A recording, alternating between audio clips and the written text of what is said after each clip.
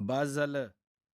बास झालं मनातल्या मनात रडणं आणि जगासमोर मी खुश आहे म्हणून खोटेपणाने मिरवणं. प्रचंड त्रास होतोय तुला. बाहेर पडायचंय ना यातून. मग आता शांतपणे मी काय सांगतोय ते ऐक. ह्या जाचातून मुक्त होऊन जाशील. मला सांग, घरात कधी प्रसन्न वाटतं रे? केर काढल्यावर. कारण केर काढल्यावर घरात लक्ष्मी वास करते अशी एक धारणा आहे. पण मग हाच कचरा जर तू साठवत नेलास, तर घरात दुर्गंधी पसरेल आणि मग काही दिवसात ह्याच दुर्गंधीने घरात रोगराई पसरू शकते.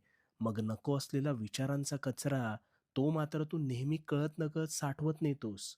ज्याची मुळं तुझ्या मनात घट्ट घर करून बसतात आणि मानसिक स्वास्थ्य बिघडवतात. पण मग या विचारांना मानसन्मान कोण देतं रे? मला सांग ना कोण देतं? तूच ना.